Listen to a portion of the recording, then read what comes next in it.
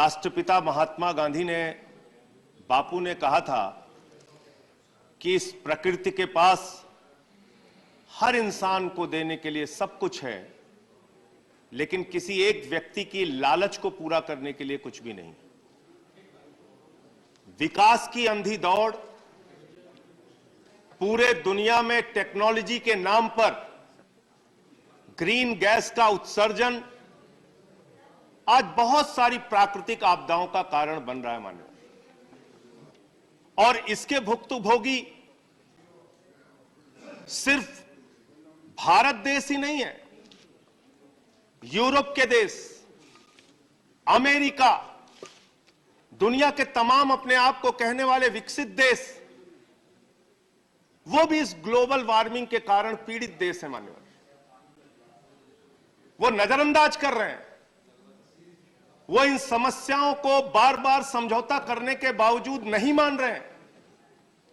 पूरी दुनिया में ग्रीन गैस उत्सर्जन के मामले में भारत की भागीदारी तो मात्र 3% है, लेकिन अमेरिका जैसे देश, दुनिया के तथाकथित विकसित देश, वो इस पूरी दुनिया की ग्लोबल वार्मिंग के लिए, प्राकृतिक आपदाओं के लिए, प्रकृति के संतुलन को बिगाड़ने के लिए बड़े तौर पे जिम्मेदार है। और इसको लेकर समय समय पे जिनोवा में एक समझौता हुआ जिसका पालन खुद ये विकसित देश नहीं करते। जो टेक्नोलॉजी हमको सस्ते दामों में उपलब्ध करानी चाहिए, उस समझौते के मुताबिक हमें नहीं उपलब्ध कराते, और जिसके कारण से तमाम प्राकृतिक आपदाएं हमने झेली मान्यवर। प्राकृतिक संतुलन बिगड़ने के कारण एक नहीं अनेक घटनाओं के हम गवाह बने। हमने भुज का भूकंप देखा मान्यवर, हमने तमिलनाडु की सुनामी देखी मान्यवर, हमने उत्तराखंड की आपदा देखी मान्यवर, हमने जम्मू कश्मीर की आपदा देखी, हमने उड़ीसा के तूफान देखे, हमने असम के बाढ़ देखे, हमने बिहार के बाढ़ देखे, हमने कई क्षेत्रों में सूखा देखा मान्यवर। और ये सब कुछ प्राकृतिक आपदाएं और प्राकृतिक संतुलन बिगड़ने के कारण, प्राकृतिक संतुलन बिगड़ा जिसके कारण ये प्राकृतिक आपदाएं हुई। लेकिन इसका समाधान समय समय पे हमारे नेताओं ने दिया मान्यवर। मुझे याद है, मैं अपने नेता आदरणीय रघु ठाकुर जी के साथ एक मुहिम उस समय देश के अंदर चली थी, जिसका हिस्सा बना था जब स्वर्गीय डॉक्टर राम मनोहर लोहिया के विचारों को लेकर अटल जी ने एक पहल की थी, नदी जोड़ो योजना की पहल मान्यवर। अरे बहुत ही सार्थक पहल थी, बहुत ही अच्छी पहल थी।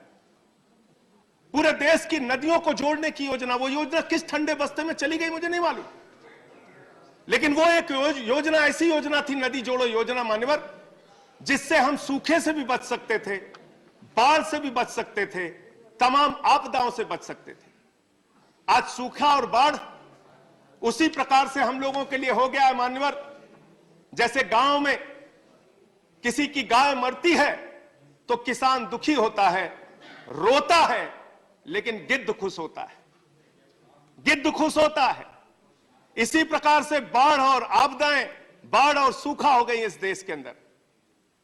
सत्ता के लोग, चंद अधिकारी, बाढ़ के नाम पर उनका उद्योग चल रहा है, सूखा के नाम पर उनका उद्योग चल रहा है। इन समस्याओं के अस्थायी समाधान के लिए कोई पहल नहीं की जाती।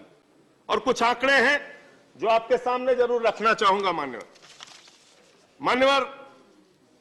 क्लाइमेट ट्रांसपेरेंसी की एक रिपोर्ट है जिसमें कहा गया है कि 2016 से 2021 के बीच में भारत के अंदर जो चक्रवात, बाढ़, भूस्खलन की घटनाएं हुई, उसके कारण 3.6 लाख हेक्टेयर क्षेत्र के फसलों का नुकसान हुआ। जलवायु परिवर्तन के चलते 20 साल में प्राकृतिक आपदाओं में 79.5 अरब डॉलर का आर्थिक नुकसान हुआ।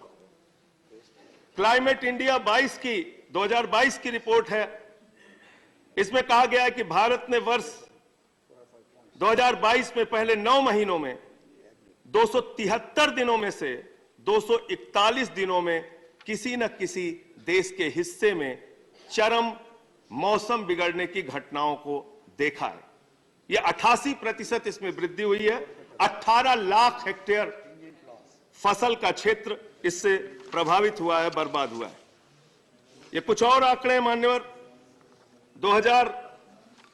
22 में जो घटनाएं पूरे देश के अंदर हुई हैं उसका उल्लेख इसमें किया गया है।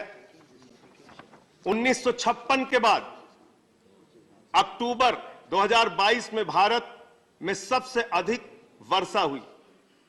1901 के बाद भारत का 8वां सबसे गर्म सितंबर 2022 का रहा। 11वां सबसे गर्म अगस्त 2022 का रहा। 121 वर्ष के बाद सबसे गर्म जुलाई 2022 की रही। तीसरा सबसे गर्म अप्रैल 2022 का रहा और अब तक का सबसे गर्म मार्च हम लोगों ने देखा। मानवर 2018 से 20 के बीच की एक रिपोर्ट लोकसभा में प्रस्तुत की गई जिसमें बताया गया कि 3 साल के अंदर बाढ़ के कारण 59,000 करोड़ की संपत्ति का नुकसान देश को हुआ। इस आंकड़े में फसलों, घरों, सार्वजनिक संपत्तियों की तमाम क्षति जो हुई उसका आकलन करके बताया गया और यह लोकसभा में प्रस्तुत रिपोर्ट है कि 59,000 करोड़ का नुकसान हमको झेलना पड़ा।